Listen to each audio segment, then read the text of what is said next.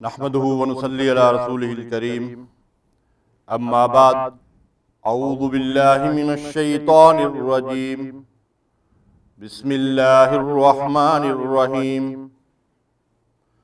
لو انزلنا هذا القرآن على جبل لرأيته خاشعا متصدعا من خشية الله وَتِلْكَ الْأَمْثَالُ نَضْرِبُهَا لِلنَّاسِ لَعَلَّهُمْ يَتَفَكَّرُونَ۔ اگر ہم اس قرآن کو کسی پہاڑ پر نازل فرماتے تو دیکھتا کہ خوف الہی سے وہ پست ہو کر ریزہ ریزہ ہو جاتا۔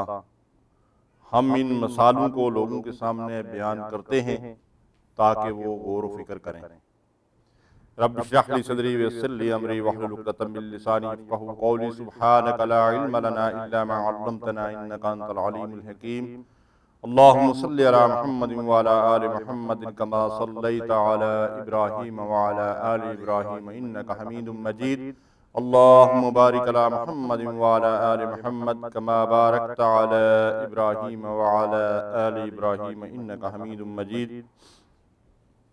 معزز اور محترم سامعین، آج کے درس قرآن کا موضوع ہے عظمت قرآن۔ قرآن مجید جو مالک ارض و سما کا فرمان ہے اس کے بندوں کے نام، اس قرآن مجید کا جب ہم مطالعہ شروع کرتے ہیں تو سب سے پہلے اللہ تعالیٰ نے ہمیں ایک دعا تعلیم دی ہے جس کا نام سورہ فاتحہ ہے۔ ہم اللہ سے دعا کرتے ہیں اہدنا الصراط المستقیم، اے ہمارے رب ہمیں صراط مستقیم دکھا، اور پھر رب کی طرف سے اس دعا اور التجا اور ہماری درخواست کا یہ جواب آتا ہے کہ الف لام میم ذالک الکتاب لا ریب فیہ۔ الف لام میم یہ کتاب ہے، یہ خاص کتاب ہے، یہ کوئی عام کتاب نہیں قرآن مجید، اور اس کے اندر کسی قسم کے شک و شبے کی کوئی گنجائش نہیں۔ قرآن کی عظمت کا یہ پہلا نقش ہے جو اس شخص کے دل و دماغ میں قائم ہوتا ہے جو قرآن مجید کے پڑھنے کا آغاز کرتا ہے کہ یہ اللہ کی کتاب ہے اور شک و شبے سے بالاتر ہے۔ اور قرآن مجید کا یہ دعویٰ ہے کہ وہ اللہ نے نازل فرمایا ہے اور اللہ اس کا محافظ ہے۔ اِنَّا نَحْنُ نَزَّلْنَا الذِّكْرَ وَإِنَّا لَهُ لَحَافِظُونَ۔ ارشاد باری تعالیٰ ہے کہ ہم نے اس قرآن کو نازل کیا ہے اور ہم اس کے محافظ ہیں۔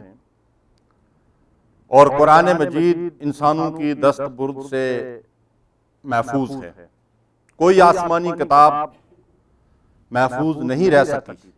اس کا اعتراف صرف عقیدت کی وجہ سے مسلمان ہی نہیں کرتے بلکہ تمام مستشرقین، کفار و مشرکین بھی اس بات کا اعتراف کرنے پر مجبور ہیں کہ تمام آسمانی کتابوں میں صرف اللہ کی کتاب قرآن مجید کو یہ اعزاز حاصل ہے، اس کی یہ عظمت ہے کہ وہ ہر قسم کے رد و بدل سے محفوظ ہے۔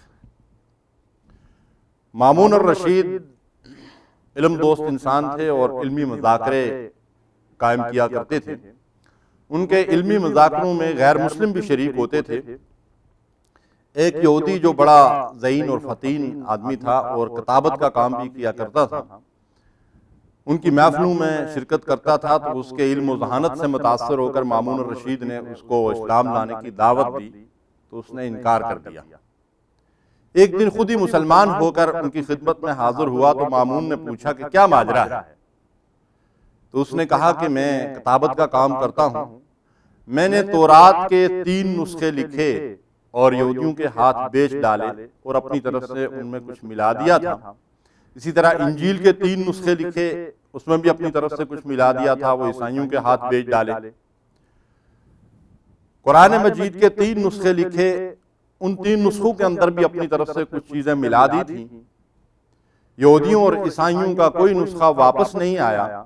قرآن مجید کے 3 نسخے چند ہی دنوں میں میرے پاس واپس آ گئے کہ ان کے اندر یہ چیزیں جو ہیں اضافہ کی گئی ہیں، یہ قرآن کا حصہ نہیں ہیں۔ تو میں نے یہ اعتراف حق کر لیا کہ یہ اللہ کی طرف سے نازل کردہ کلام ہے جو حق ہے، سچ ہے، لا ریب، اس کے اندر کسی قسم کے شک و شبے کی گنجائش نہیں، تو قرآن کی صداقت کے سامنے میں نے اسلام جو ہے وہ قبول کر لیا۔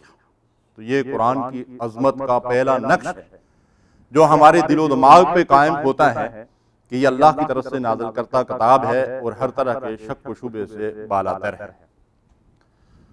قاف والقرآن المجید، اللہ فرماتے ہیں کہ مجھے قسم ہے قرآن کی کہ یہ بڑی شان والی کتاب ہے، قرآن بڑی عظمت والی کتاب ہے، قرآن علم و حکمت کا خزینہ ہے، یہ الحق المبین ہے۔ وَقُلْ جَاءَ الْحَقُّ وَزَهَقَ الْبَاطِلُ إِنَّ الْبَاطِلَ كَانَ زَهُوقًا، کہو کہ حق آ گیا اور باطل مٹ گیا، کہ باطل تو ہے ہی مٹنے والا۔ قرآن کے آنے سے حق روشن ہو گیا، اور قرآن ایک روشنی ہے، قرآن فیصلہ ربانی ہے، اور قرآن اللہ کی برہان ہے۔ یا ایھا الناس قد جاءکم برہان من ربکم، اے لوگو تمہارے پاس تمہارے رب کی طرف سے دلیل روشن آ گئی ہے۔ قرآن عمدہ نصیحت ہے، اور قرآن ہدایت کا نور ہے، اور یہ قرآن شفا ہے۔ وَنُنَزِّلُ مِنَ الْقُرْآنِ مَا هُوَ شِفَاءٌ وَرَحْمَةٌ لِّلْمُؤْمِنِينَ، ہم اس قرآن کے ذریعے سے اس چیز کو نازل کرتے ہیں جس میں مومنین کے لیے خاص طور پر شفا بھی ہے، ہدایت بھی ہے، اور رحمت بھی ہے۔ سبحان اللہ۔ قرآن مجید کن چیزوں کے لیے شفا ہے؟ انسانیت کو جتنی قسم کے روگ اور بیماریوں اور امراض لاحق ہو سکتے ہیں، ان سب کا علاج قرآن مجید فرقان حمید ہے۔ یہ تو ہماری بدقسمتی ہے کہ ہم قرآن مجید سے صرف جن بوت بگانے کا کام لیتے ہیں، ورنہ قرآن مجید تو ان بڑے بڑے امراض کا علاج کرنے کے لیے اللہ نے نازل فرمایا تھا، جن میں سب سے بڑا مرض جو انسانیت کو لاحق ہوتا ہے وہ شرک ہے۔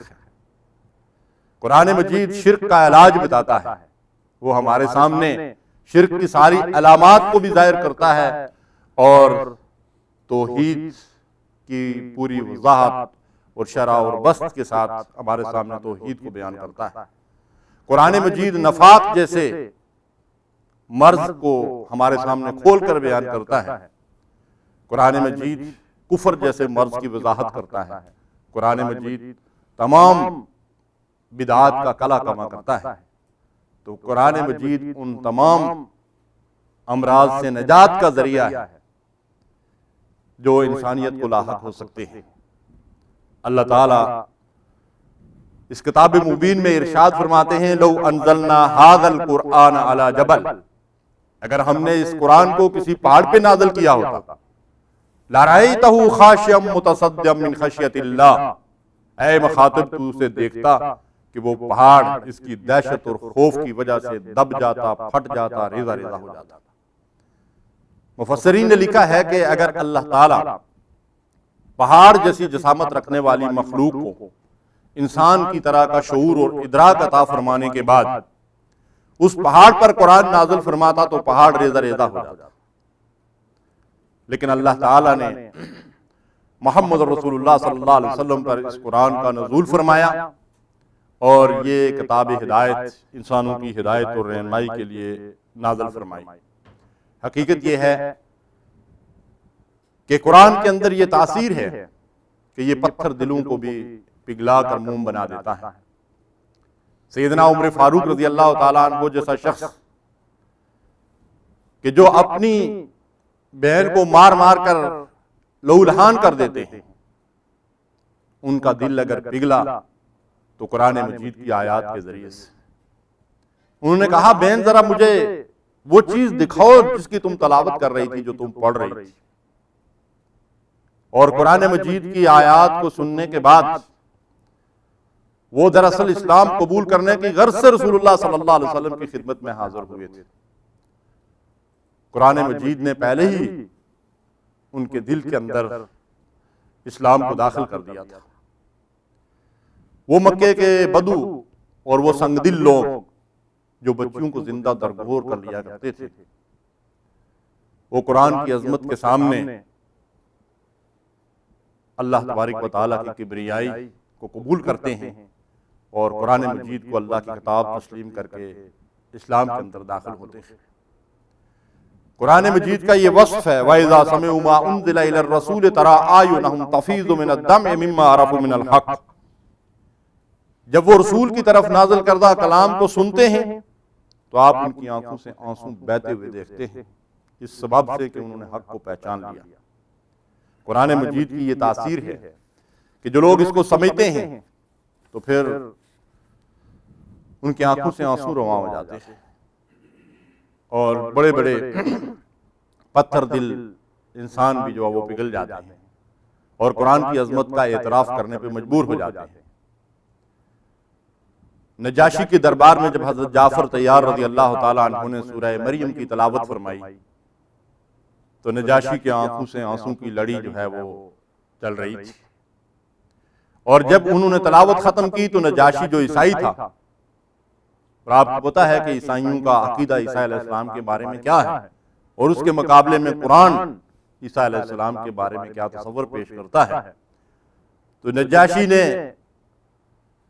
کہا کہ جو کچھ اس قرآن کے اندر عیسیٰ علیہ السلام کے بارے میں بیان کیا گیا ہے، عیسیٰ علیہ السلام ایک تن کا بھر بھی اس سے زیادہ نہیں تھے۔ سبحان اللہ۔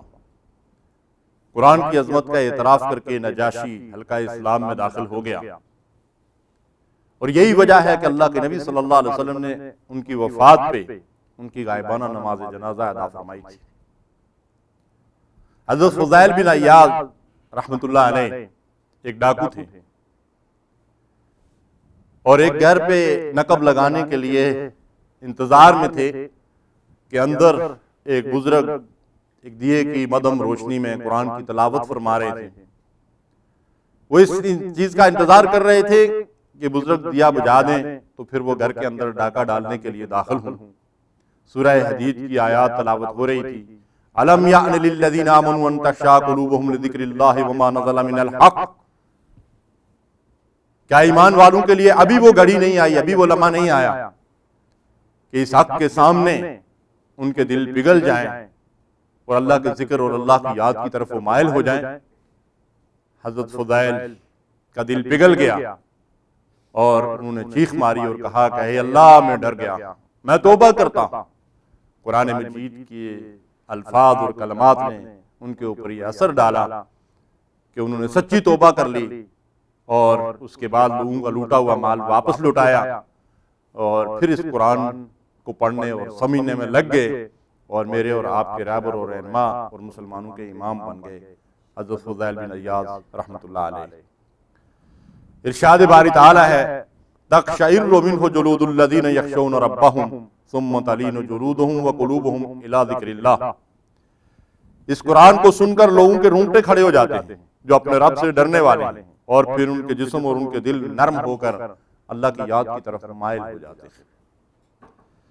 قرآن مجید بڑی عظیم کتاب ہے۔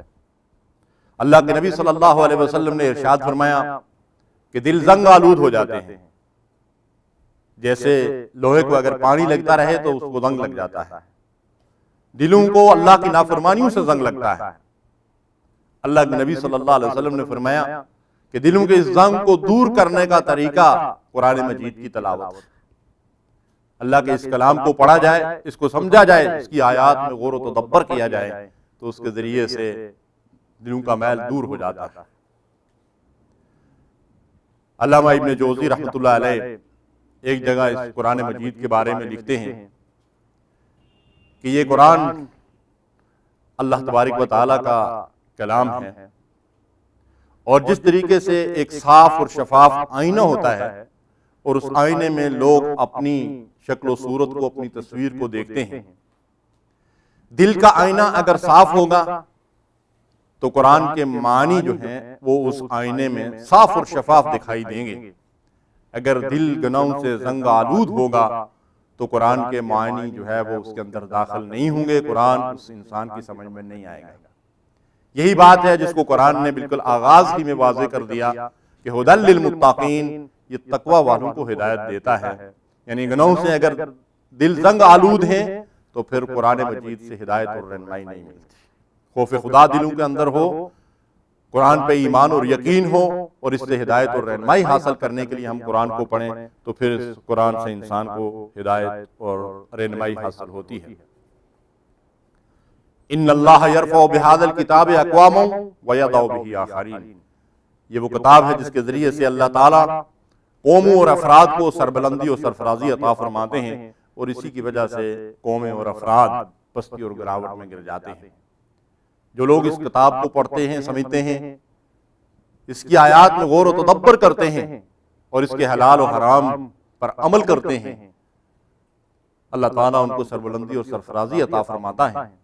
اور جو لوگ اس کتاب کے ہوتے ہوئے اس سے روگردانی کرتے ہیں، اللہ تعالیٰ انہیں پستی اور گراوٹ اور ذلت و رسوائی کے گھڑے میں گرا دیتا ہے۔ جیسے کہ علامہ اقبال فرماتے ہیں، وہ زمانے میں معزز تھے مسلمان ہو کر، اور ہم خار ہوئے تارک قرآن ہو کر۔ قرآن مجید کو چھوڑنے کی وجہ سے، اس سے روگردانی کی وجہ سے آج پوری دنیا میں مسلمان ذلیل و خوار ہو رہا ہے۔ علامہ فرماتے ہیں، گر تو می خائی مسلمان زیستن، گر تو می خائی مسلمان زیستن، نیست ممکن جزبہ قرآن زیستن۔ اگر تم ایک مسلمان کی حیثیت سے دنیا میں زندہ رہنا چاہتے ہو تو قرآن مجید کو چھوڑ کر مسلمان کی حیثیت سے زندگی گزارنا ممکن نہیں ہے۔ یعنی مسلمان بن کر وہی زندہ رہ سکتا ہے جو قرآن سے ہدایت اور رہنمائی حاصل کرے، اور قرآن مجید جو اسے حکم دے اس کے سامنے سر تسلیم خم کر دے، قرآن اسے جس چیز سے روکے اور منع کرے اس سے دستبردار ہو جائے۔ عظمت قرآن کے حوالے سے ترمذی شریف کی ایک روایت ملتی ہے، اللہ کے نبی صلی اللہ علیہ وسلم ارشاد فرماتے ہیں کہ جس شخص کو قرآن کی مشغولیت کی وجہ سے ذکر کرنے اور دعا کرنے کا موقع نہیں ملتا، اللہ تعالیٰ اس شخص کو دعائیں مانگنے والوں سے زیادہ عطا فرماتا ہے۔ اور ارشاد فرمایا کہ دنیا کی تمام کتابوں پر قرآن مجید کو ویسی ہی فضیلت حاصل ہے جیسی اللہ تعالیٰ کو ساری مخلوق پہ فضیلت حاصل ہے۔ یہی وجہ ہے کہ جس ہستی پہ قرآن مجید نازل ہوا وہ امام الانبیاء اور خیر البشر کے مقام بلند پہ فائز ہیں، اور جس امت کی طرف قرآن بھیجا گیا وہ خیر امت قرار پائی، اور جس مہینے میں یہ کتاب مبین نازل ہوئی وہ رمضان المبارک اور شہر عظیم بن گیا۔ جس رات میں قرآن مجید کا نزول ہوا وہ لیلۃ القدر کا اعزاز اور شرف پا کر 1000 مہینوں سے افضل اور بہتر ہو گئی۔ ایک رات، لیکن نزول قرآن کی وجہ سے اللہ تعالیٰ نے اسے 1000 مہینوں سے افضل اور بہتر بنا دیا۔ تو یہ قرآن مجید گویا کہ وہ پارس ہے کہ جس چیز کو بھی چھو گیا اس کو عظیم بنا دیا، اس کو نور علی نور بنا دیا۔ جن شہروں میں قرآن مجید نازل ہوا وہ حرمین شریفین کے مقدس اعزاز سے نوازے گئے۔ جن حجروں میں اس کتاب کا نزول ہوا وہ حجر امت کی رہبری اور رہنمائی کے سرچشمے بن گئے۔ جس زبان میں قرآن مجید نازل ہوا وہ زبان 1433 سال سے اپنی اصل صورت میں موجود ہے، اور نہ صرف وہ زندہ زبان ہے بلکہ جنتیوں کی زبان بھی وہی ہوگی جس زبان میں قرآن مجید کا نزول ہوا۔ میرے بھائی اور بزرگوں، یہ قرآن ایسی عظیم کتاب ہے کہ اللہ کے نبی صلی اللہ علیہ وسلم نے اس کے پڑھنے اور پڑھانے والے کو دنیا کا بہترین انسان قرار دیا۔ خیرکم من تعلم القرآن وعلمہ، تم میں سے بہترین لوگ وہ ہیں جو قرآن سیکھتے ہیں اور دوسروں کو سکھاتے ہیں۔ لیکن ہماری بدقسمتی یہ ہے کہ ہم نے قرآن سیکھنے اور سکھانے سے مراد صرف یہ سمجھ لی کہ قرآن مجید کا ناظرہ پڑھا اور پڑھایا جائے، یا زیادہ سے زیادہ اس کو حفظ کیا اور کرایا جائے، جبکہ قرآن کی تعلیم کا مقصد یہ ہے کہ لوگوں کے اندر قرآن فہمی پیدا ہو، لوگ اللہ کے کلام کے مدعا اور مقصد تک پہنچیں، قرآن کو سمجھیں اور قرآن کی ہدایت کے مطابق اپنی زندگیاں گزاریں۔ قرآن کی تعلیم اور قرآن کو پڑھنے اور پڑھانے اور سمجھنے اور سمجھانے کا مقصد تو یہ تھا، لیکن افسوس صد افسوس کہ ہم مسلمان اس مقصد عظیم سے بہت دور ہو گئے ہیں، اور ہم نے قرآن کے سیکھنے اور سمجھنے کا مطلب صرف اس کا ناظرہ پڑھنا یا اس کو حفظ کرنا لے لیا۔ بے شک اس کا بھی اپنا ایک مقام ہے، ایک فضیلت ہے، لیکن قرآن کے نزول کا مقصد یہ ہے کہ یہ ھدی للناس، انسانوں کی ہدایت اور رہنمائی کے لیے اللہ نے نازل فرمایا ہے، اور ہدایت اور رہنمائی تبھی ملے گی کہ جب قرآن کو سمجھا جائے گا۔ قرآن مجید جو آدمی پڑھے پھر اسے حفظ بھی کرے اور اس کے مطابق عمل بھی کرے، تو قرآن مجید کی یہ عظمت ہے کہ اللہ کے نبی صلی اللہ علیہ وسلم نے ارشاد فرمایا اس شخص کے والدین کو جنت میں اللہ تعالیٰ ایسا تاج پہنائیں گے کہ جس کی روشنی دنیا کے سورج سے زیادہ ہوگی. سبحان اللہ. یہ تاج، یہ اعزاز کس انسان کے حصے میں آئے گا؟ جس کی اولاد نے قرآن مجید کو سیکھا، پڑھا اور اس کے مطابق عمل کیا. اور اللہ کے نبی صلی اللہ علیہ وسلم نے فرمایا کہ پھر جس شخص نے اس قرآن کے اوپر خود عمل کیا ہوگا اس کے مرتبے اور مقام کے کیا کہنے ہیں. یہ تو اس کے والدین کو اتنا بڑا اعزاز مل رہا ہے، ان کو ایسا عظیم تاج پہنایا جا رہا ہے، تو اس شخص کا اپنا مرتبہ اور مقام تو یقیناً اس سے بھی بلند ہوگا. بھائی اور بزرگوں، یہ قرآن مجید وہ عظیم الشان کتاب ہے کہ جس نے عرب کے گمنام بدوؤں کو دنیا کی رہبری اور امامت کے منصب عظیم کا مالک بنا دیا. مولانا ظفر علی خان ان عظیم ہستیوں کو خراج تحسین پیش کرتے ہوئے کہتے ہیں، اب مسلمان کہاں وہ اگلے زمانے والے، اب مسلمان کہاں وہ اگلے زمانے والے، گردنیں قیصر و کسریٰ کی جھکانے والے. بات کیا تھی نہ ایران سے نہ روما سے دبے، بات کیا تھی نہ ایران سے نہ روما سے دبے، وہ چند بے تربیت اونٹوں کے چرانے والے جنہیں کافور پہ ہوتا تھا نمک کا دھوکا. اتنے سادہ لوگ تھے دنیاوی لحاظ سے، جنہیں کافور پہ ہوتا تھا نمک کا دھوکا، ہو گئے خاک کو اکسیر بنانے والے. اللہ اکبر. یہ خاک کو اکسیر بنانے کی قوت ان کے اندر کس چیز نے پیدا کی تھی؟ 22 لاکھ مربع میل کے فرمان روا امام عادل فاروق اعظم رضی اللہ تعالیٰ عنہ عرفات کے ایک مقام پر ایک دن رونے لگے. ساتھیوں نے رونے کا سبب پوچھا تو فرماتے ہیں کہ اسی مقام پہ میں اپنے باپ خطاب کے اونٹ اور بکریاں چرایا کرتا تھا. ایک دن ایک اونٹ گم ہو گیا اور تلاش بسیار کے باوجود جب وہ مجھے نہیں مل سکا تو باپ نے مجھے ایک تھپڑ رسید کیا. کہا، عمر تم اونٹوں اور بکریوں کی رکھوالی نہیں کر سکتے اور کیا کام کرو گے؟ تو کہتے ہیں کہ آج میں 22 لاکھ مربع میل کا حکمران ہوں. یہ عمر فاروق رضی اللہ تعالیٰ عنہ جو اونٹوں اور بکریوں کو چرانے کا ڈنگ بھی نہیں جانتے تھے، وہ اتنے بڑے عظیم انسان بن گئے، خلیفہ ثانی، امیر المومنین اور امام عادل کے مقام پر فائز ہو گئے. کس چیز نے انہیں اس مرتبے اور مقام تک پہنچایا تھا اور کس چیز نے ان کے پتھر دل کو پگھلا دیا تھا؟ یہ قرآن عظیم الشان کی آیات. امام عادل کا، امیر المومنین کا اس قرآن کے ساتھ تعلق کس نوعیت کا تھا؟ ان کی ایک دعا ہے، مجھے اور آپ کو بھی اللہ سے یہ دعا کرتے رہنا چاہیے. عمر رضی اللہ تعالیٰ عنہ سے اللہ سے دعا کیا کرتے تھے، یا اللہ میری زبان تیری کتاب میں سے جو کچھ تلاوت کرے مجھے توفیق دے کہ میں اس پر غور و فکر کروں. یعنی صرف الفاظ ہی نہ پڑھتا رہوں، کہ اللہ مجھے توفیق دے کہ میں غور و تدبر کروں، فکر کروں کہ اللہ ان آیات کے اندر تیری مرضی اور تیرا منشا کیا ہے. یا اللہ مجھے اس کی سمجھ عطا فرما اور اس کے معنی اور مفہوم کی معرفت مجھے بخش دے اور اس کے عجائبات کو پانے والی نظر مجھے عطا فرما، اور جب تک میں زندہ رہوں مجھے اس پر عمل کی توفیق عطا فرما. انک علی کل شیء قدیر، تو ہر چیز پہ قادر ہے. یہ دعا کیا کرتے تھے اللہ تبارک و تعالیٰ سے. اور یہی عمر ہیں جب قرآن مجید کی نماز کے اندر تلاوت فرمایا کرتے تھے تو صحابہ فرماتے ہیں کہ خوف خدا سے اس قدر روتے تھے کہ ان کی ہچکی بند جاتی تھی اور ان کے رونے کی آواز صفوں میں پیچھے تک جو ہے وہ سنائی دیتی تھی. عظمت قرآن، اللہ تعالیٰ نے قرآن مجید کے اندر جا اس کا ذکر کیا ہے. یا ایھا الناس قد جاءتکم موعظۃ من ربکم وشفاء لما فی الصدور وہدی ورحمۃ للمؤمنین. اے لوگو، تمہارے پاس تمہارے رب کی طرف سے ایک چیز آئی ہے،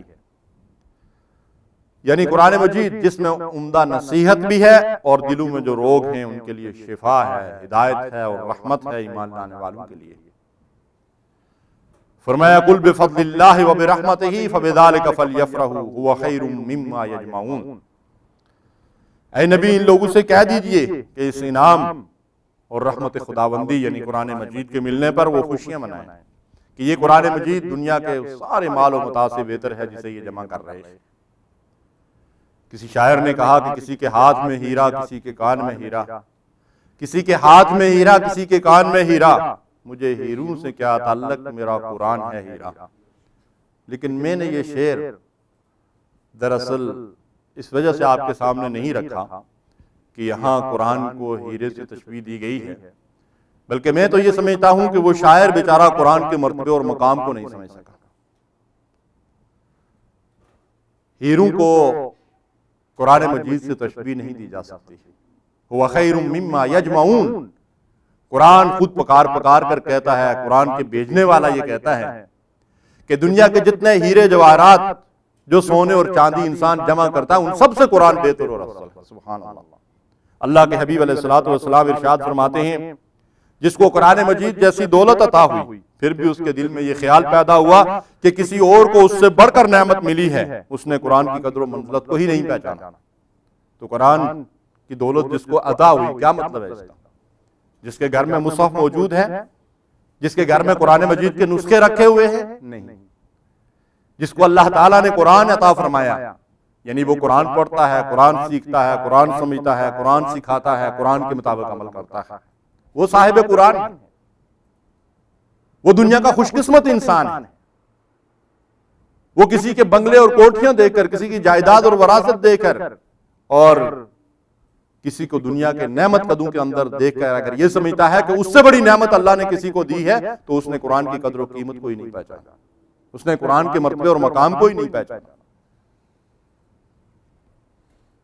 سید مودودی رحمۃ اللہ علیہ سے کسی نے سوال کیا کہ آپ نے اپنی زندگی میں بہت سا لٹریچر کھنگالا ہے، بڑی کتابیں مطالعہ کی ہیں، دنیا کے ہر ازم کو آپ نے اسٹڈی کیا ہے، وہ کون سی فیصلہ کن کتاب ہے جس نے آپ کی زندگی کو بدل دیا؟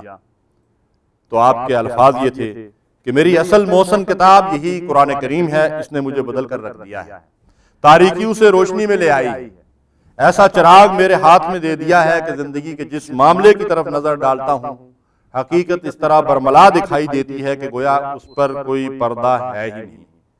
میرے لیے قرآن شاہ کلید یعنی ماسٹر کی ہے، مسائل حیات کے جس قفل پر اسے لگاتا ہوں وہ کھل جاتا ہے۔ اللہ اکبر۔ انسان کے لیے اس دنیا میں جتنے مسائل، جتنی پیچیدگیاں اور جتنی مشکلات ہیں، ان سب کا حل اگر ہے تو اللہ کی کتاب قرآن مجید فرقان حمید۔ لیکن ضرورت اس بات کی ہے کہ اللہ کی اس کتاب کی عظمت کا اعتراف کر کے اس کی طرف رجوع کیا جائے ہدایت اور رہنمائی کے لیے۔ یہ زمانہ زمانے نے دکھایا نہ ہوتا، یہ زمانہ زمانے نے دکھایا نہ ہوتا، درس قرآن گر ہم نے بلایا نہ ہوتا۔ جتنی ہماری اس وقت شامت اعمال ہے یہ قرآن مجید سے روگردانی کا نتیجہ ہے۔ سیدنا حضرت علی رضی اللہ تعالیٰ عنہ فرماتے ہیں کہ میں نے اللہ کے حبیب علیہ الصلوۃ والسلام کا یہ فرمان سنا کہ خبردار رہو، عنقریب ایک فتنہ برپا ہونے والا۔ میں نے عرض کیا ہے اللہ کے رسول صلی اللہ علیہ وسلم اس فتنے سے بچنے کی صورت کیا ہوگی؟ آپ نے فرمایا کتاب اللہ۔ فتنوں سے نجات کا راستہ کیا ہے؟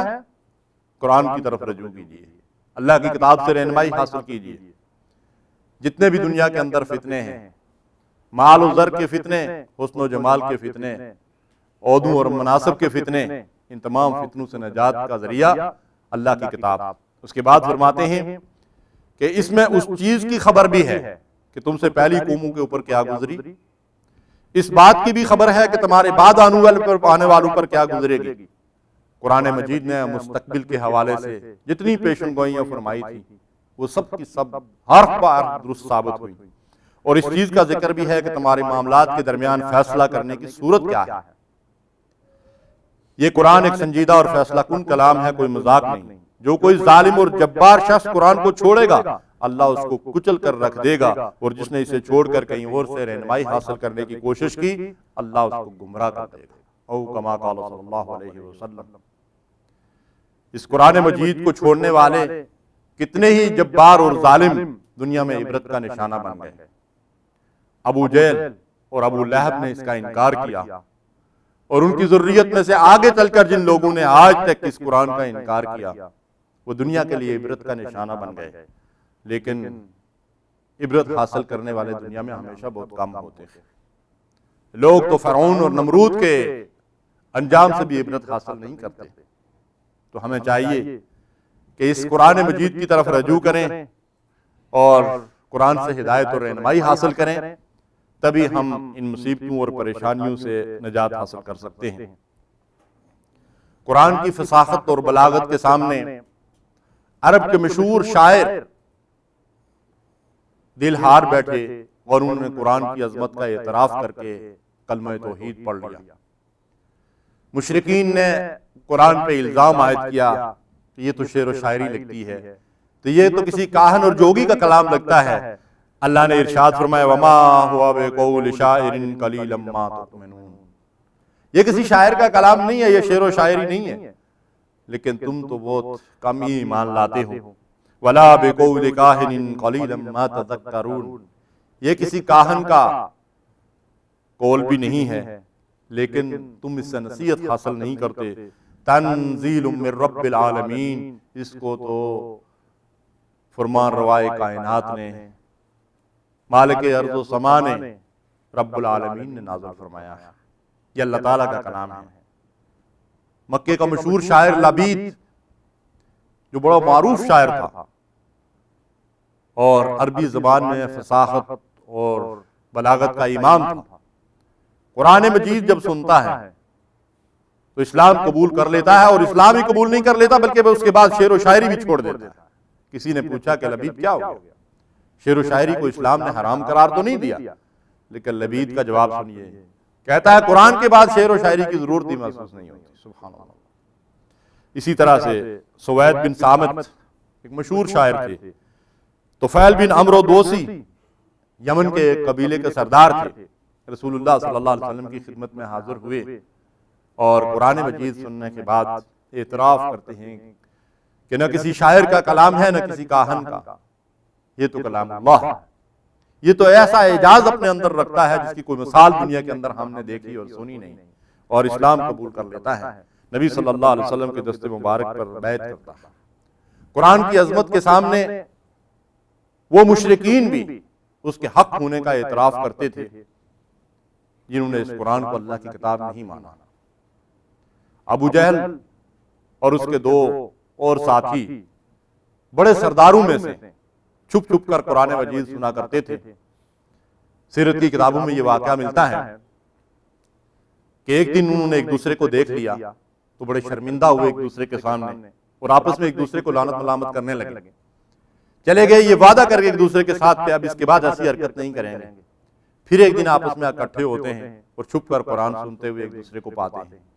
ایک دن ان میں سے ایک ابو جہل سے پوچھتا ہے کہ اے ہمارے سردار ذرا بتاؤ کیا خیال ہے اس کلام کے بارے میں تمہارا؟ ابو جہل کہتا ہے کہ دراصل ہمارا اور عبد مناف کا آپس میں مقابلہ تھا. انہوں نے لوگوں کو، غریبوں کو، مسکینوں کو کھانا کھلایا، ہم نے بھی کھانا کھلایا. انہوں نے سواریاں دی، ہم نے بھی سواریاں دی. ہماری مثال ریس کے دو گھوڑوں کی سی تھی کہ ہم برابر ایک دوسرے کے ساتھ چل رہے تھے. عبد مناف والوں نے اب یہ اعلان کر دیا کہ ہمارے اندر ایک نبی ہے جس کے اوپر آسمانوں سے وحی نازل ہوتی ہے. ہم نبی کہاں سے لے کر آئیں، ہم اس کو کبھی تسلیم نہیں کریں گے کہ یہ کلام اللہ کا کلام ہے، نہ اس نبوت کو تسلیم کریں گے. ہم دم پھونک کر اس کا مقابلہ کریں گے اور اس کا انکار کریں گے. ابو جہل نے اعتراف حق تو کر لیا لیکن ضد اور ہٹ درمی اور تکبر کی وجہ سے قرآن کو اور محمد رسول اللہ صلی اللہ علیہ وسلم کو ماننے سے انکار کر دیا. قرآن مجید وہ عظیم الشان کتاب ہے کہ جس نے مشرکین کے اوپر ایسا اثر ڈالا کہ اللہ کے نبی صلی اللہ علیہ وسلم ایک مجلس کے اندر سورہ نجم کی تلاوت فرما رہے ہیں. جب اس کی آخری آیت وَاسْجُدُوا لِلَّهِ وَاعْبُدُوهُ، اللہ کے رسول صلی اللہ علیہ وسلم یہاں پہنچتے ہیں، آپ اور آپ کے ساتھی سجدہ ریز ہو جاتے ہیں. مشرکین مبہوت ہو گئے اور اللہ کے نبی صلی اللہ علیہ وسلم کے ساتھ سجدہ ریز ہو گئے. اور یہی وہ واقعہ ہے جس کی وجہ سے حبشہ کی طرف ہجرت کرنے والے مسلمانوں کو یہ پیغام ملا تھا کہ اہل مکہ سارے کے سارے مسلمان ہو گئے. وہ بعد میں اپنے آپ کو ملامت کر رہے تھے، ان کو اپنے پہ قابو نہیں رہا تھا. قرآن مجید کی تلاوت کو اس توجہ سے وہ سن رہے تھے کہ جب اللہ کے نبی صلی اللہ علیہ وسلم نے سجدہ کی آیت تلاوت فرمائی اور اس کے بعد سجدہ کیا تو مشرکین بھی سارے کے سارے سجدے میں گر گئے۔ اللہ اکبر۔ قرآن مجید فرقان حمید جو اللہ تبارک و تعالیٰ کا کلام ہے، اس کلام کے ساتھ جن لوگوں نے اپنا تعلق قائم کر دیا ان کو اللہ تعالیٰ نے کیسے کیسے اعزازات عطا فرمائے۔ ابو سعید خدری رضی اللہ تعالیٰ عنہ ارشاد فرماتے ہیں کہ میں مہاجرین صحابہ میں ضعیف لوگوں کے ساتھ بیٹھا ہوا تھا، ہم ننگا ہونے کے سبب ایک دوسرے سے چھپ کر پردہ کر رہے تھے، لوگوں کو ستر چھپانے کے لیے بھی کپڑا نہیں ملتا تھا۔ ہم میں سے ایک آدمی قرآن پڑھ رہا تھا، نبی صلی اللہ علیہ وسلم ہمارے پاس آ کر کھڑے ہو گئے، ہم سے پوچھا کہ کیا کر رہے ہو؟ ہم نے کہا قرآن سن رہے ہیں۔ جسم پہ کپڑا نہیں ہے ستر چھپانے کے لیے، لیکن اللہ کی کتاب کے ساتھ تعلق اس طرح جڑا ہوا ہے، ایک پڑھ رہا ہے باقی اسے سن رہے ہیں۔ رسول اللہ صلی اللہ علیہ وسلم فرماتے ہیں سب تعریفیں اس خدا کے لیے ہیں جس نے مجھے ایسے لوگوں کے ساتھ اپنے آپ کو روکے رکھنے کا حکم دیا ہے جو اللہ کی کتاب کو اس طرح سے پڑھتے ہیں۔ پھر آپ ان ساتھیوں کے ساتھ بیٹھ گئے، مکے کے ضعیف، کمزور اور ایسے لوگوں کے ساتھ جو غریب تھے اور ان کے جسم پہ تن ڈھانپنے کے لیے بھی کپڑا کافی نہ تھا۔ اللہ کے نبی صلی اللہ علیہ وسلم ان کے ساتھ بیٹھتے ہیں اور انہیں ہلکا بنانے کا اشارہ کرتے ہیں، سب آپ کی طرف رخ کر کے بیٹھ جاتے ہیں۔ اللہ کے رسول صلی اللہ علیہ وسلم نے ارشاد فرمایا مہاجرین کے ضعیف گروہ خوش ہو جاؤ، قیامت کے دن تمہارے لیے نور کامل کی بشارت ہے، تم اغنیا سے آدھا دن پہلے جنت میں جاؤ گے اور وہ آدھا دن دنیا کے 500 برس کے برابر۔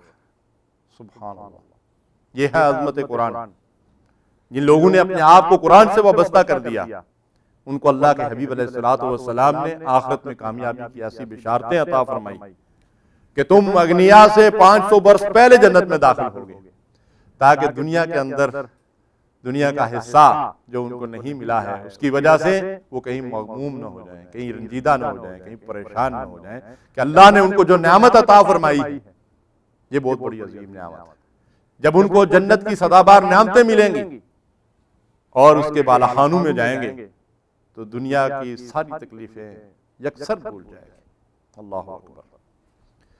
قرآن مجید فرقان حمید جس کے ذریعے سے اللہ تعالیٰ نے اہل ایمان کو دنیا کے اندر معاشی خوشحالی کی بشارت دی ہے۔ آج ہماری بدقسمتی یہ ہے کہ ہم معاشی خوشحالی کے لیے بہت سے پاپڑ بیلتے ہیں لیکن قرآن کی طرف رجوع نہیں کرتے کہ قرآن مجید نے ہمیں معاشی خوشحالی کا کیا طریقہ بتایا ہے۔ قرآن کہتا ہے وَلَوْ أَنَّهُمْ أَقَامُوا التَّوْرَاةَ وَالْإِنْجِيلَ وَمَا أُنزِلَ إِلَيْهِم مِّن رَّبِّهِمْ لَأَكَلُوا مِن فَوْقِهِمْ وَمِن تَحْتِ أَرْجُلِهِمْ۔ اگر یہود و نصارہ تورات اور انجیل اور جو کچھ ان کی طرف نازل کیا گیا اس کو قائم کرتے، اس کے اوپر اپنی انفرادی اور اجتماعی زندگیوں میں عمل کرتے تو اللہ تعالیٰ اوپر سے بھی رزق برساتا، نیچے سے بھی ان کو رزق دیتا۔ یہی وعدہ اللہ کا اس امت سے بھی ہے۔ اگر قرآن کے ماننے والے قرآنی احکامات کے اوپر عمل کریں، اپنی انفرادی اور اجتماعی زندگیوں میں قرآن کو اپنا رہبر اور رہنما تسلیم کرتے ہوئے اس کے سامنے سر تسلیم خم کر دیں تو اللہ تعالیٰ اوپر سے بھی اور نیچے سے بھی ان کو رزق عطا فرمائی۔ اللہ کا وعدہ ہے۔ اللہ کے حبیب علیہ الصلوۃ والسلام ارشاد فرماتے ہیں قرآن کی حدود میں سے کسی ایک حد کا نفاذ 40 دن کے باران رحمت سے زیادہ خیر و برکت کا موجب۔ ہم نے اللہ کی ان حدود میں سے جو قرآن بیان کرتا ہے کسی ایک حد کو بھی اپنے معاشرے کے اندر نافذ نہیں کیا، ہم اس ساری خیر و برکت سے محروم ہیں۔ یہ اللہ کے حبیب علیہ الصلوۃ والسلام کا فرمان ہے جس کے اندر کوئی شک و شبہ نہیں ہو سکتا۔ مدینے کی اسلامی ریاست میں اللہ کے حبیب علیہ الصلوۃ والسلام نے خلفائے راشدین نے قرآن و سنت کی حدود اور تعزیرات کو نافذ فرمایا، اس کے نتیجے میں اللہ تعالیٰ نے کیسر و کسریٰ کو ان کے قدموں میں ڈھیر کر دیا۔ اللہ اکبر۔ اگر پھر بھی ہمیں یقین نہیں آ رہا ہے اس پہ، بدقسمتی ہے ہماری کہ ہم نے اس قرآن سے روگردانی کر کے اپنے آپ کو مصیبتوں کے حوالے کر دیا۔ یہ قرآن اس کے ساتھ ہمارا رویہ کیا ہے؟ یہ دراصل انقلاب کی کتاب تھی، ہم نے اسے ثواب کی کتاب بنا دیا۔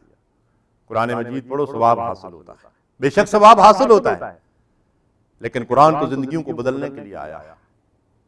قرآن تو مسلمانوں کو رہبری اور رہنمائی کا منصب عطا کرنے آیا ہے، لیکن ہم نے قرآن کو انقلاب کی کتاب کے بجائے ثواب کی کتاب بنا دیا۔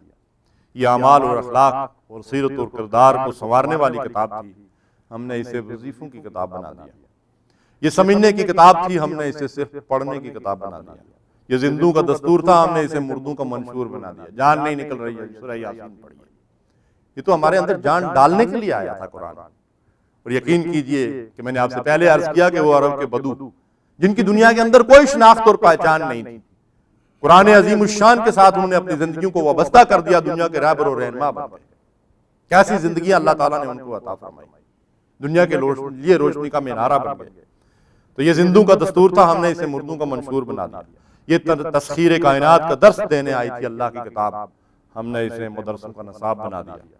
یہ مردہ قوموں کو زندہ کرنے آئی تھی، ہم نے اسے مردوں کو بخشوانے پہ لگا دیا۔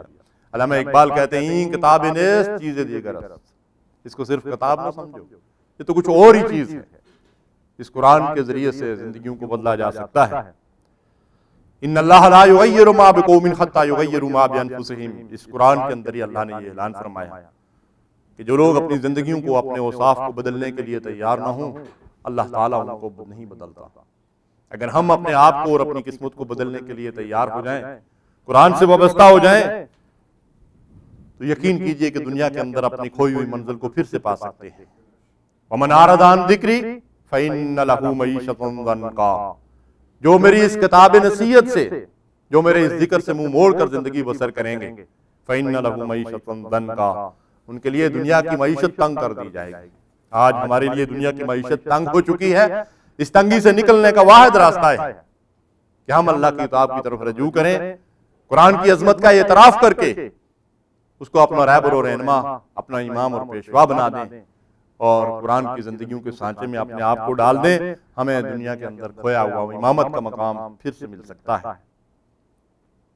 ایک امریکن خاتون پولی اینڈ کیمیکل انجینئر کی طالبہ تھی، قرآن مجید کا مطالعہ کبھی کہیں سے اور کبھی کہیں سے کرتی تھی۔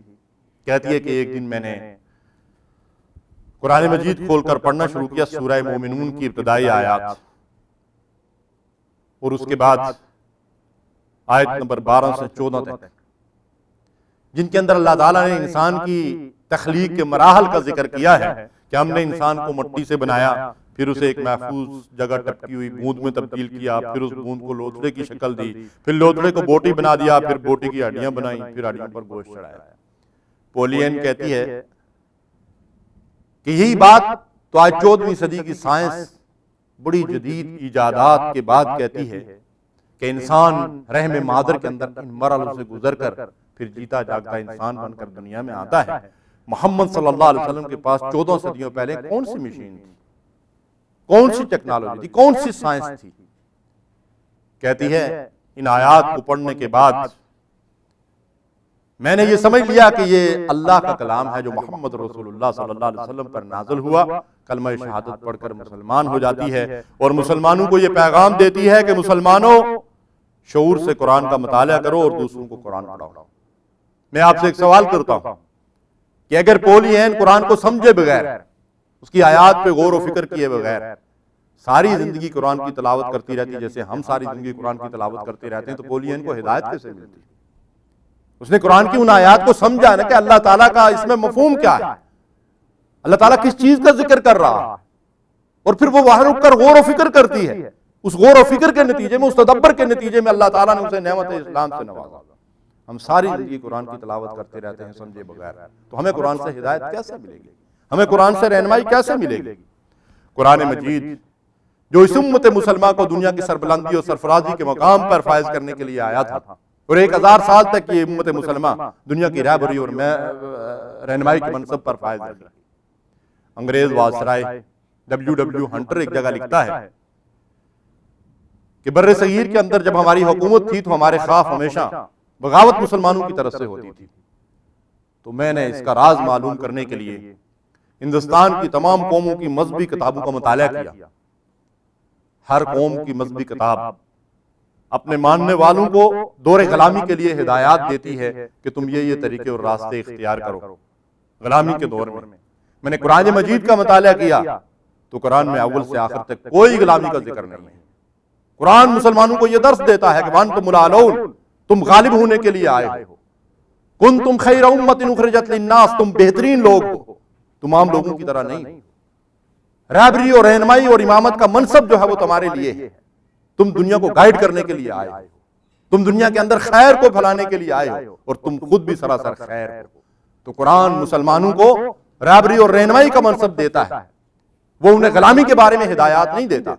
تو ہنٹر کہتا ہے کہ میں اس نتیجے پہ پہنچا کہ ان کی مذہبی کتاب نے ان کے اندر یہ جنون پیدا کر دیا ہے کہ ان سے ہم نے جو اقتدار چھین لیا ہے، اب اس اقتدار کو تو حاصل کرنے کے لیے یہ دوبارہ جو ہے وہ مطلب یہ ہے کہ ہاتھ پاؤں مار رہے ہیں۔ میرے بھائی بزرگوں، یہ قرآن مجید فرقان حمید، یہ اللہ کی عظیم الشان کتاب ہمیں دنیا کی رہبری اور رہنمائی کے منصب پر فائز کرنے کے لیے آئی تھی۔ یہ ہمارے گھروں کے اندر موجود ہے، یہ ہماری مسجدوں کے اندر موجود ہے۔ اس قرآن مجید کو ہم پڑھتے ہیں اور رمضان المبارک میں بڑی بہار آ جاتی ہے مسلمان ممالک میں، مساجد میں، لیکن دنیا کے اندر کہیں ہمیں عزت کا مقام حاصل نہیں ہے، دنیا کے اندر ہے کہیں ہمیں امامت کا مرتبہ حاصل نہیں۔ اس کی وجہ کیا ہے کہ وہ زمانے میں معزز تھے مسلمان ہو کر، اور تم خار ہوئے تارک قرآن ہو کر۔ ایک اور واقعہ، انگلستان کی ملکہ وکٹوریا اپنے وزیر اعظم لارڈ ملبورن سے ایک سوال کرتی ہے، اسے کہتی ہے کہ تم نے تاریخ کا بڑا بھرپور مطالعہ کیا ہے، ذرا کوئی ایسی بات بتاؤ جو تمہارے سامنے حیرت انگیز طور پر آئی ہو۔ تو اس نے برملا جواب دیا کہ مسلمانوں کا عروج و زوال۔ تو ملکہ نے اس سے دوسرا سوال یہ کیا کہ اس کے کچھ اسباب بھی تم نے تجزیہ کیے ہیں؟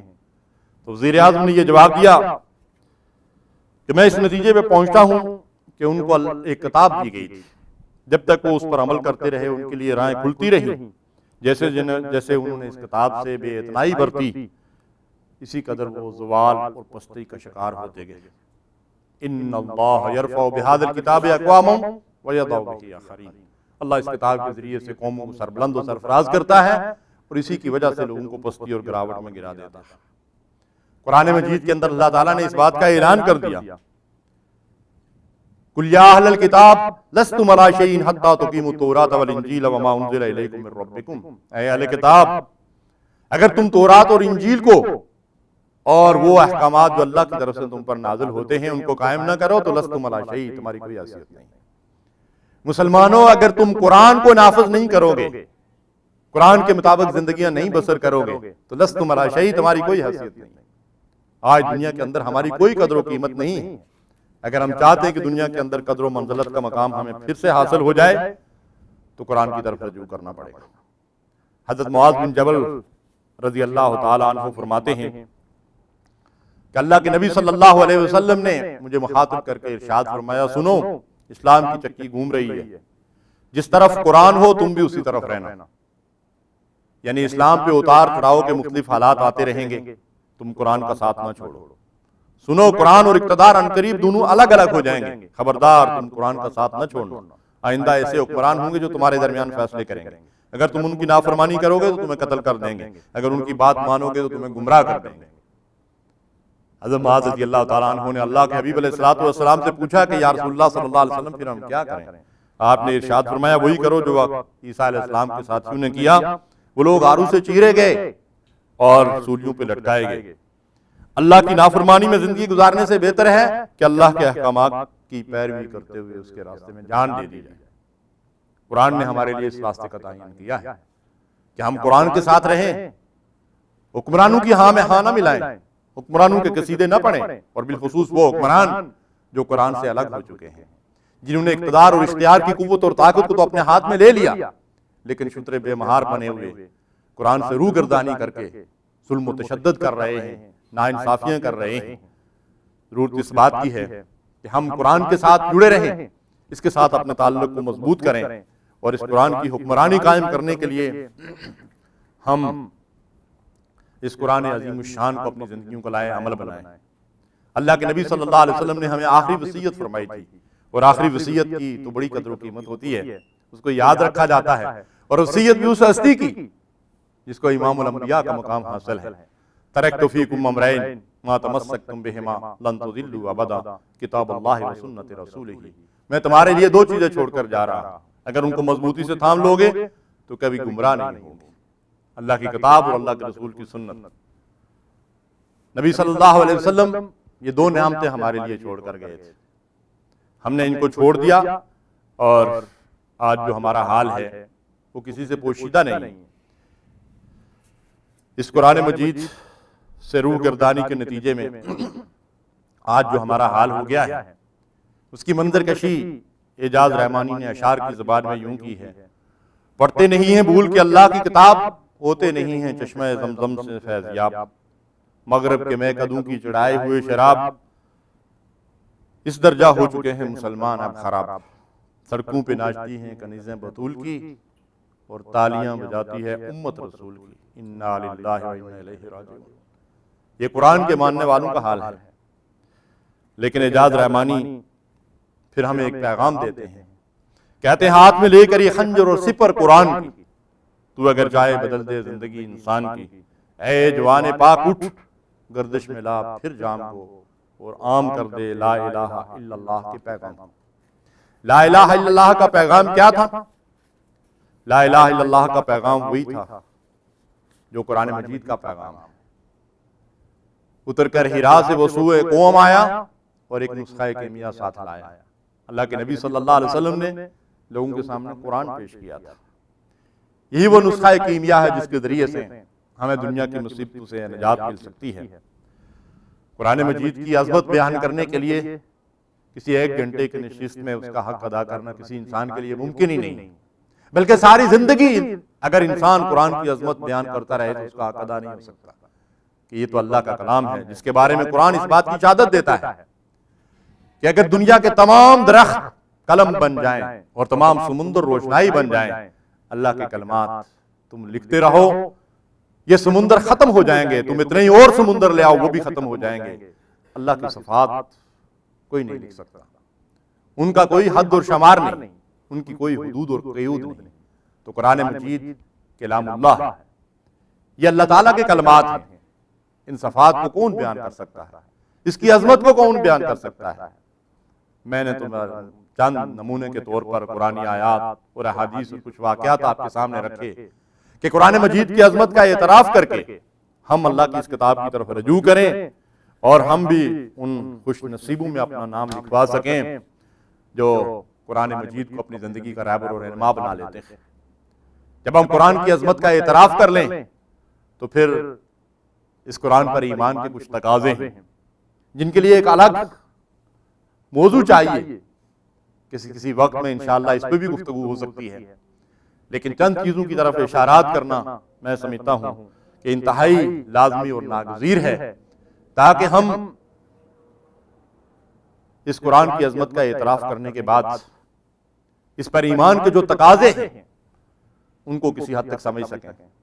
اللہ کے نبی صلی اللہ علیہ وسلم نے فرمایا، بیہقی کی روایت ہے، اے قرآن والو، اس قرآن کو بس اپنا تکیہ ہی نہ بنا لینا، بلکہ دن اور رات کے اوقات میں اس کی تلاوت کیا کرو جیسا کہ اس کی تلاوت کا حق ہے۔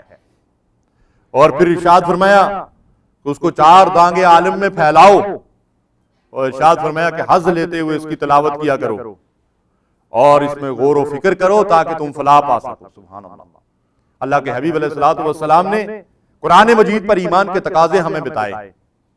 سب سے پہلا مطالبہ اس قرآن کا ہم سے یہ ہے کہ اسے اللہ کی کتاب تسلیم کرنے کے بعد ہم اس کا مطالعہ کریں، اس کی تلاوت کریں، اس قرآن کو پڑھیں۔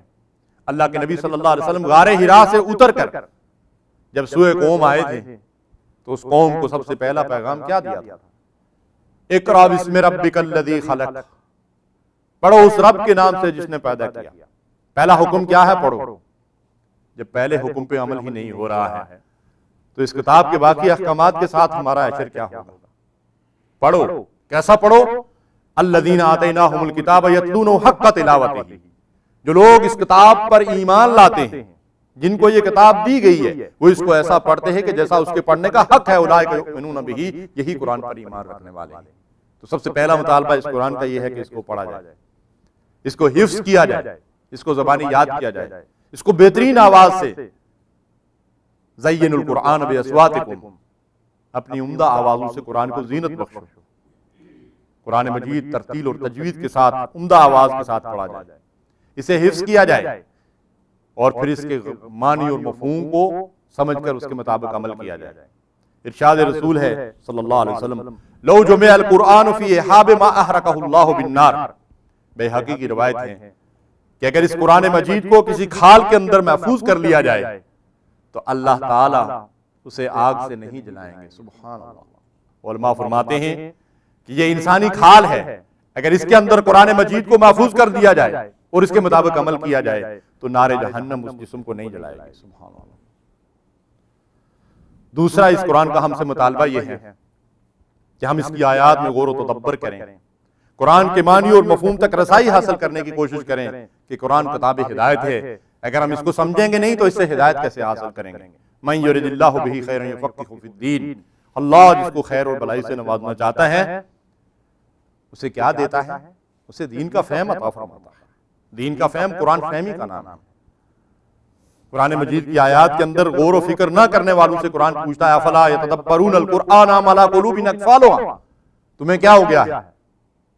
قرآن کی آیات میں غور و فکر کیوں نہیں کرتے؟ کیا تمہارے دلوں پہ تالے چڑھے ہوئے ہیں؟ ہمارے پاس تو قرآن پڑھنے کے لیے ٹائم نہیں ہے، غور و فکر کب کریں گے آیات کے اندر؟ تو مسلمانوں، خدا کے لیے اللہ کی کتاب کی طرف رجوع کرو، اس کو پڑھو اور اس کی آیات کے اندر غور و فکر کرو، اور اس کے بعد اس قرآن کا پیغام دوسروں تک پہنچانا یہ ہماری ذمہ داری ہے۔ اللہ کے نبی صلی اللہ علیہ وسلم اپنا کام مکمل کر کے دنیا سے رخصت ہو گئے، اب کوئی نبی آنے والا نہیں، کوئی کتاب ہدایت آنے والی نہیں۔ اس امت کی یہ ذمہ داری ہے، یہ خیر امت ہے۔ بلغوا عنی ولو آیا، جس کو جتنا معلوم ہے وہ آگے پہنچائے اور دوسروں کو پڑھائے، یہ امت کی ذمہ داری ہے۔ اور پھر سب سے اہم ذمہ داری اس قرآن کو زندگی کا لائحہ عمل بنانا، انفرادی اور اجتماعی زندگیوں میں قرآن کے اوپر عمل کرنا۔ القرآن حجت لک و علیک، قرآن تمہارے حق میں حجت ہے یا تمہارے خلاف حجت ہے؟ اگر ہم اس کو پڑھ کر اس کے مطابق عمل کریں گے تو قیامت کے دن یہ ہماری شفاعت اور سفارش کرے گا۔ ہم نے نہ اسے پڑھا نہ اس کے اوپر عمل کیا تو قیامت کے دن ہمارے خلاف حجت ہوگا۔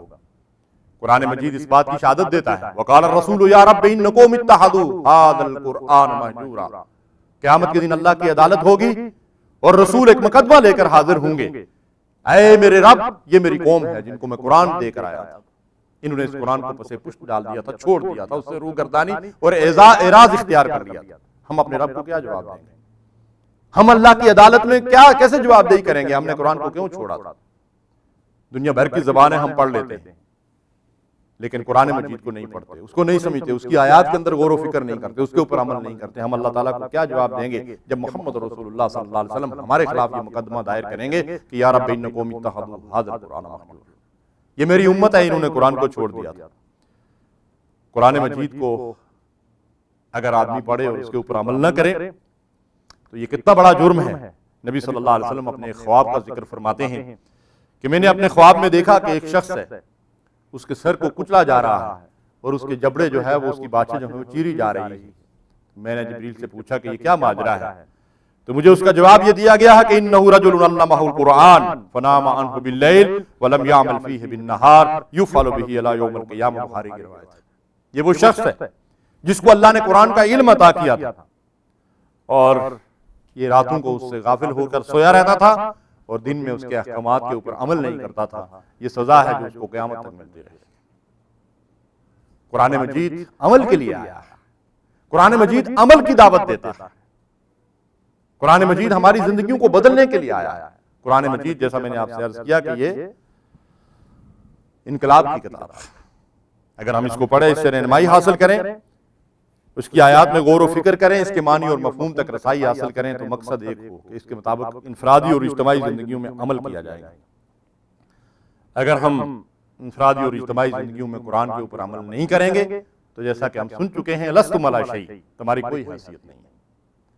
اگر ہم چاہتے ہیں کہ دنیا کے اندر کوئی ہمیں مرتبہ اور مقام ملے اور آخرت میں ہمارا رب ہم سے راضی ہو تو اس کا واحد راستہ یہی ہے کہ قرآن کو زندگی کا دستور العمل بنائیں۔ وقت فرصت ہے کہاں، کام ابھی باقی ہے، نور توحید کا اتمام ابھی باقی ہے۔ حق نے کی ہیں دوری دوری خدمتیں تیرے سپرد، اے امت مسلمان، اے مسلمانوں، حق نے کی ہیں دوری دوری خدمتیں تیرے سپرد، خود تڑپنا ہی نہیں اوروں کو تڑپانا بھی ہے۔ خود سراپے نور بن جانے سے کب چلتا ہے کام، خود سراپے نور بن جانے سے کب چلتا ہے کام، تجھ کو اس ظلمت کدے میں نور پھیلانا بھی ہے۔ وما علینا الا البلاغ المبین وصلی اللہ علی نبینا محمد وعلی آلہ وصحبہ اجمعین ومن تبعہم بإحسان الی یوم الدین۔